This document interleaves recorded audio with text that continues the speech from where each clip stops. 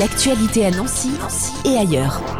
Depuis 17 ans, la fête du fruit et de la nature, c'est un événement qui met en lumière les fruits régionaux, leur culture et la protection de l'environnement. Ça va se passer le dimanche 13 octobre à Chenicourt et pour nous en parler, nous avons au téléphone Karine Causse. Bonjour. Bonjour. Vous êtes chargée de création service communication pour la communauté de communes Seille et Grand Couronné. 17 ans déjà. On peut revenir un peu aux origines de cet événement ? Alors en fait, c'est une opération programmée d'amélioration des vergers, une OPAV, qui avait été menée il y a 17 ans par les élus sur le territoire de Seille et Grand Couronné. Donc ça permettait aux particuliers et aux communes d'acquérir des arbres fruitiers à moindre coût. Les élus avaient fait le constat qu'avec les tempêtes et voilà le changement de génération, les gens avaient des vergers ou en mauvais état ou pas du tout. Donc voilà, la fête elle était là. Avec l'idée de, une fois que les gens avaient replanté des arbres, de savoir quoi faire, comment les tailler, comment faire des greffes et quoi faire des fruits. 17 ans après, ces arbres ont bien grandi. Je suppose qu'il y en a encore d'autres qui ont été plantés depuis, mais c'est vrai qu'il faut les entretenir, il faut savoir s'en occuper. Donc ce rendez-vous permet d'en savoir plus sur ces techniques. Oui, c'est ça. La fête du fruit et de la nature, c'est vraiment pédagogique. Il y a beaucoup d'ateliers et d'animations pour les adultes et les enfants autour des fruits, des arbres et de la nature en général. Donc, il y a des ateliers taille, reconnaissance variétale, il y a de la vannerie, des nichoirs, enfin voilà, beaucoup d'activités. Plein d'événements aussi un peu festifs. Donc, il y a déjà les exposants, ils sont plus de 80 cette année, c'est ça ?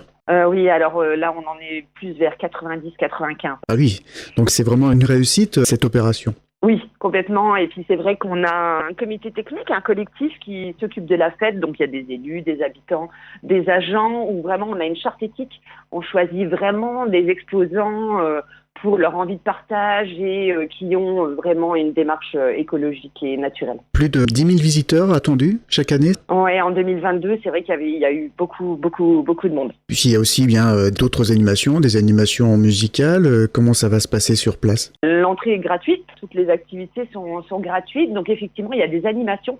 Donc on a un artiste cette année, Mourad Frick, qui sera là avec son bazar des mots. C'est une épicerie poétique avec ses conteurs. Il y a Maxime Masson qui avait participé au meilleur pâtissier sur M6, qui était finaliste et qui revient cette année pour faire un atelier autour de la création gourmande en mode zéro déchet, donc des ateliers culinaires. On a l'école de musique intercommunale qui sera là toute la journée pour ponctuer la fête de moments musicaux. On aura de la lecture aussi poétique et on a une chorale, les Gloutons. Donc c'est une chorale apéritif de rue, comme il s'est défini, qui vont proposer un concert en fin de journée pour clôturer la fête. Ça c'est le dimanche 13 octobre, mais pour la deuxième année consécutive, vous organisez un programme hors les murs avec beaucoup d'événements et notamment ça commence le 7 octobre avec une distribution de compost bien sûr. Il y a d'autres rendez-vous comme ça qui sont programmés. Oui, en fait, pour la deuxième année, on s'est dit que c'était bien en amont de la manifestation, vraiment toujours dans cette démarche pédagogique, que les habitants et que les visiteurs soient déjà associés la semaine. Donc effectivement, il y a une distribution de compost. On peut avoir rendez-vous aussi au Repair Café, venir avec ses appareils électroménagers à réparer, puis rencontrer les bénévoles qui sont passionnés. Il y a des ateliers de protection des plantes de terrasse pour l'hiver. Il y a des portes ouvertes dans les AMAP du territoire. Il y a une balade autour de l'eau et de la biodiversité. Il y a pour les enfants découvrir les soins aux animaux avec la compagnie des ânes à Eulemont. Il y a un atelier cuisine le samedi. Il y a un jeu concours sur la reconnaissance des végétaux avec Décor et Jardin, notre partenaire qui embellit la manifestation et qui est installé à Champenoux. Donc voilà, tout un programme la semaine avant la fête du fruit. Et la fête du fruit, là, ce sera vraiment le point d'orgue le dimanche 13 octobre. Vous l'avez dit, c'est gratuit. Ça commence à quelle heure, la fête du fruit ? On commence à 10h et on finit à 18h.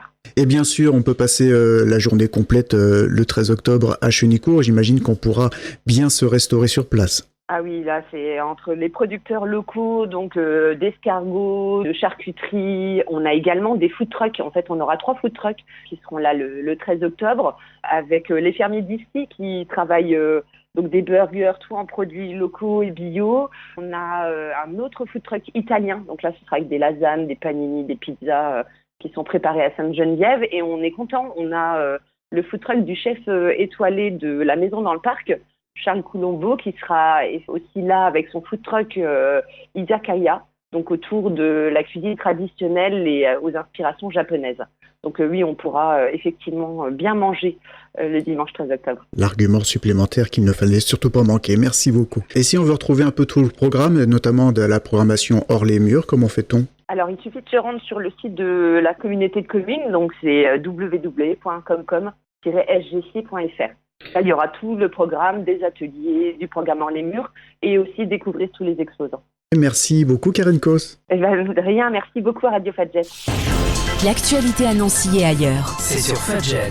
Pour y participer, contactez-nous au 03 83 35 22 62.